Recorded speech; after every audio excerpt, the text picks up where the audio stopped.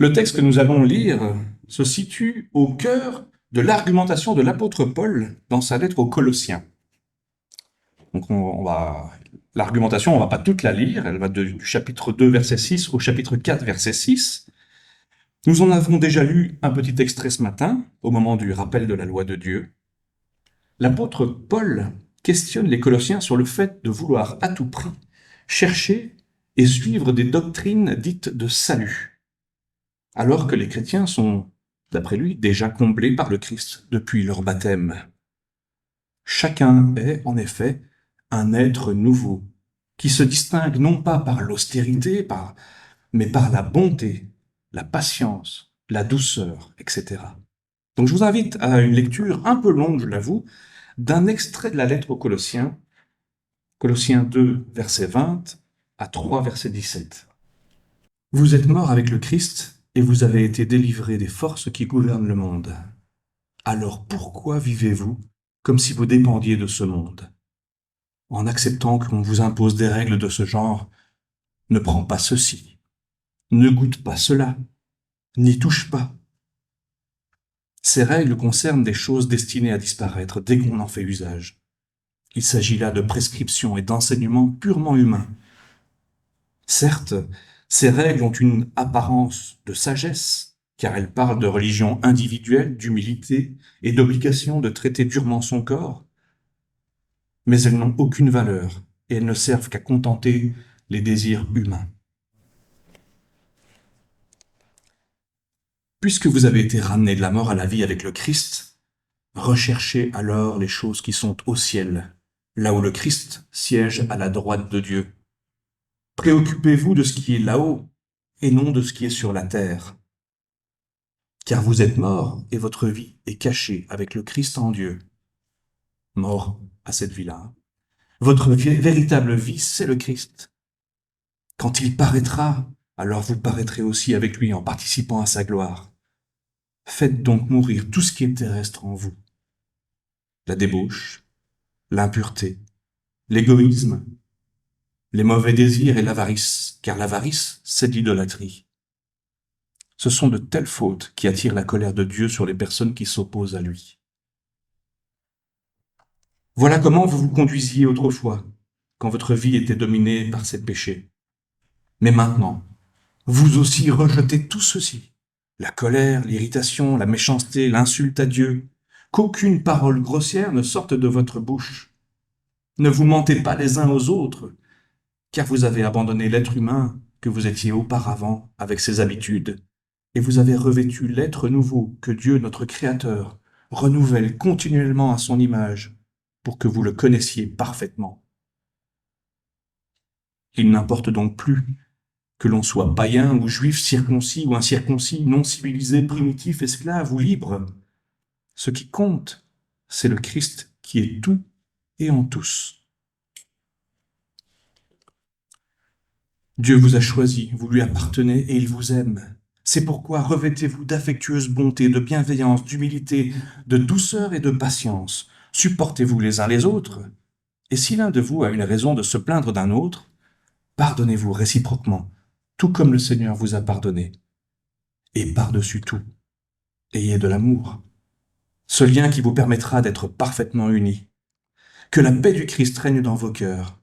C'est en effet à cette paix que Dieu vous a appelés en tant que membres d'un seul corps. Soyez reconnaissants. Que la parole du Christ avec toute sa richesse habite en vous. Instruisez-vous et avertissez-vous les uns les autres avec une pleine sagesse. Chantez à Dieu de tout votre cœur et avec reconnaissance des psaumes, des hymnes, des cantiques inspirés par l'Esprit. Tout ce que vous faites en parole ou en action, faites-le au nom du Seigneur Jésus, en remerciant par lui Dieu le Père. La lecture de ce texte, c'est déjà toute une prédication à lui seul. Et j'aimerais surtout m'arrêter sur un verset qui me semble central. C'est le 14e verset du chapitre 3 qui dit « Et par-dessus tout, ayez de l'amour ». Ce lien qui vous permettra d'être parfaitement unis. Ce verset se situe au centre d'un passage où l'apôtre Paul décrit la vie ancienne et la vie nouvelle, et selon lui, la question de l'amour, de la charité est centrale. Dans son épître, il invite le lecteur ou l'auditeur à comprendre le concept du bien comme une personne, comme quelqu'un à aimer, et celui du mal comme une blessure face à son amour. Pour lui, l'apôtre Paul, avoir l'amour, c'est avoir toutes les vertus. Et ne pas avoir l'amour, c'est d'en avoir aucune. C'est pourquoi, si on veut retrouver son équilibre, quelle que soit la faute commise, il faut restaurer en soi le règne de l'amour. Car toute faute est un manque d'amour. Dans la mesure où toute faute est telle, c'est que nous n'avons pas aimé, ou pas aimé assez, ou autant qu'il le faudrait, et ainsi négliger le commandement d'amour. Il est donc inutile de nous appesantir sur nos fautes, d'en dresser un catalogue et d'en réciter des litanies. Pour les enfants, les litanies, c'était des petites prières, des textes qu'on récitait par rapport aux fautes qu'on avait commises. Il s'agit de nous rassembler près du Christ, immédiatement, dans un élan d'amour, parce que c'est ça, le mal, avoir quitté le Christ et être revenu dans son chez-soi, personnel, coupé de tout relationnel. Dès que l'on retourne chez lui, chez le Christ, près du Christ, dès que l'on aime, la lumière ressuscite et l'être est tout entier de nouveau enraciné dans la vie divine. Mais qu'est-ce que c'est que cette charité, cet amour comme une relation? Nous nous rappelons la question d'un docteur pharisien adressé à Jésus qui disait, dans l'évangile de Luc, au chapitre 10, « Si la charité est le lien de la perfection, qui donc est mon prochain ?»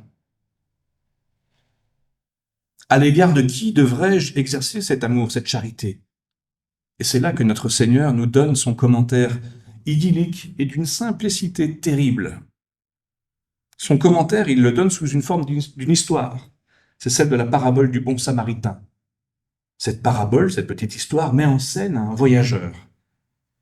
Ce voyageur est attaqué, puis il est laissé pour mort par les bandits qui l'ont attaqué. Un prêtre et un lévite, tous deux juifs, qui incarnent l'orthodoxie religieuse de l'époque, passent à côté de lui et ne se préoccupent pas.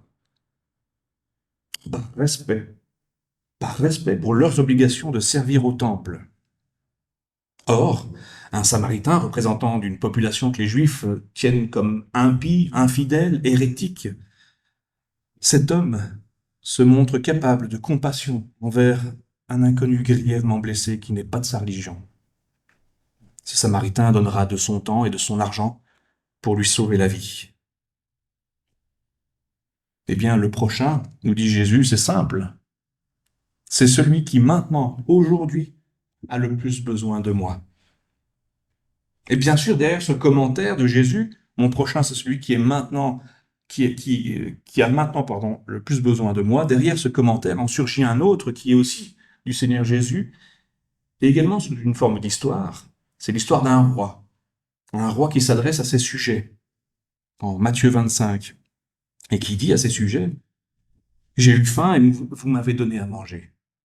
J'ai eu soif et vous m'avez donné à boire. J'étais étranger et vous m'avez accueilli chez vous. J'étais nu et vous m'avez habillé. J'étais malade et vous m'avez visité. J'étais en prison et vous êtes venus me voir. » Ceux qui ont fait la volonté de Dieu lui répondront alors, « Seigneur, quand t'avons-nous vu affamé et t'avons-nous donné à manger? Ou assoiffé et t'avons-nous donné à boire? Quand avons-nous vu étranger et t'avons-nous accueilli chez nous? Ou nu et t'avons-nous habillé?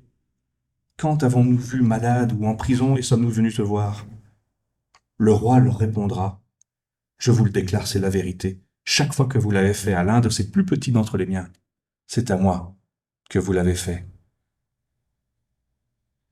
Ce qui nous pousse à entendre et à comprendre que le prochain, le premier prochain, c'est Dieu dans l'autre. C'est l'humain, avec un grand H. Et si nous ne sommes pas attentifs, si nous ne répondons pas à l'appel du blessé le long de la route, c'est Dieu lui-même que nous laissons pour mort le long du chemin. C'est Dieu lui-même qui est atteint. C'est Dieu qui est blessé et qui souffre, et c'est Dieu qui meurt. Et ce n'est pas de la littérature qu'il veuille mourir dans ce cas. Lui auquel nous n'avons pas su révéler l'amour par l'amour. Car il n'y a que l'amour qui puisse révéler l'amour. Il n'y a que l'amour qui puisse révéler Dieu. C'est son amour qui l'envoie, qui envoie Jésus. C'est son amour qui l'envoie tous les jours, qui l'envoie lorsque l'on frappe à notre porte. À chaque fois, c'est Dieu qui vient. C'est Dieu qui a faim. C'est Dieu qui a soif. C'est Dieu qui est habillé de peu. C'est Dieu qui n'a pas de quoi se loger. C'est Dieu qui aura passé la nuit dans une salle d'attente de la gare ou sous un pont à la recherche d'un refuge contre la pluie et le vent. Alors il est très tentant de ne pas se fatiguer au service des autres. C'est facile de claquer la porte et de dire « débrouillez-vous ». Mais ce ne sont pas des mots assénés brutalement qui vont dévoiler Dieu caché sous un visage de misère ou de tristesse tragique. Pourtant, c'est Jésus qui vient. C'est Jésus qui frappe à notre porte. C'est Jésus qui nous implore. C'est Jésus qui nous demande notre amitié. Et si nous fermons nos cœurs, c'est Jésus qui va mourir. Tous les miracles du monde, toute la science de l'univers, tous les discours, tous les sermons, autant en emporte le vent. Tout cela est vain et sacrilège face à la douleur, en face de la vie elle-même qui frappe à notre porte. C'est la vie divine. La vie divine en l'homme, c'est l'objet premier de la charité dont nous parle l'apôtre. Cette vie divine, fragile et menacée, qui nous invite, à la suite du Christ, à protéger toujours, en nous et dans les autres, contre nous-mêmes. Et c'est dans ce sens que l'amour est le lien de la perfection, comme l'écrit l'apôtre Paul.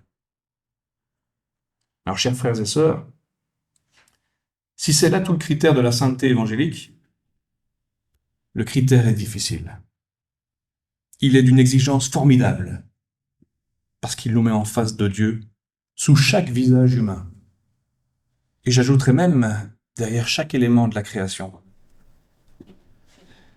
Ce que je vais dire va peut-être vous choquer, mais celui qui n'est pas sensible ou celle qui n'est pas sensible à cette dignité, qui ne sent pas derrière un visage humain la vie divine, n'a rien compris à l'Évangile, me semble-t-il.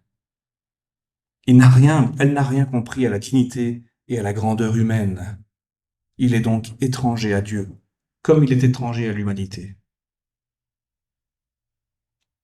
Je sais combien il est difficile l'application rigoureuse de ce critère d'amour, parce qu'elle comporte justement des exigences formidables.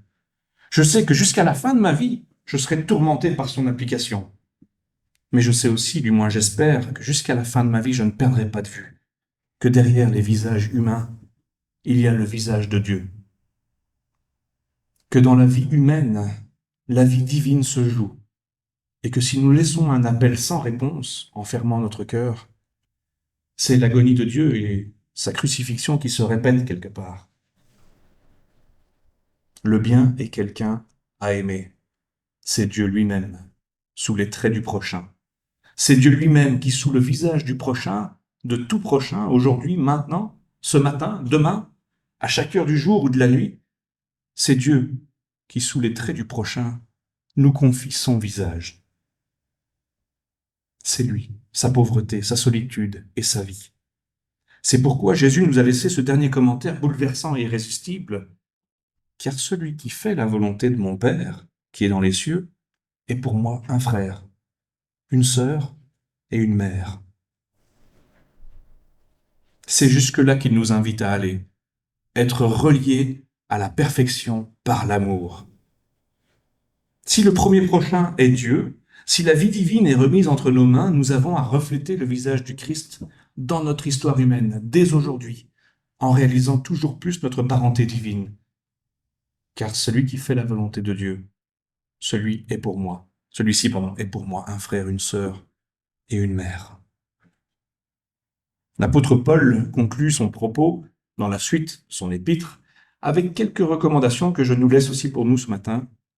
Elles sont bien précises. Il va inviter les Colossiens à la prière. Il leur recommande de prier avec persistance, avec vigilance et avec reconnaissance. C'est chapitre 4, verset 2. Et en même temps, il les invite aussi à prier pour eux, Paul et son équipe, afin que Dieu leur accorde des occasions favorables d'annoncer le Christ. Chapitre 4, verset 3. Et enfin, au chapitre 4, versets 5 et 6, il écrit aux Colossiens « Conduisez-vous avec sagesse envers les personnes qui n'appartiennent pas au Christ, en saisissant toutes les occasions qui se présentent à vous. Que vos paroles soient toujours agréables et pertinentes. Sachez répondre à chacun de la bonne manière. Que vos paroles soient toujours agréables et pertinentes. Sachez répondre à chacun de la bonne manière. L'apôtre invite les Colossiens et nous, à leur suite, à user d'amour les uns pour les autres, à nous imprégner de cet amour par la prière persistante, vigilante et reconnaissante, afin de nous y laisser conduire, car c'est en aimant que nous serons parfaitement unis. Amen.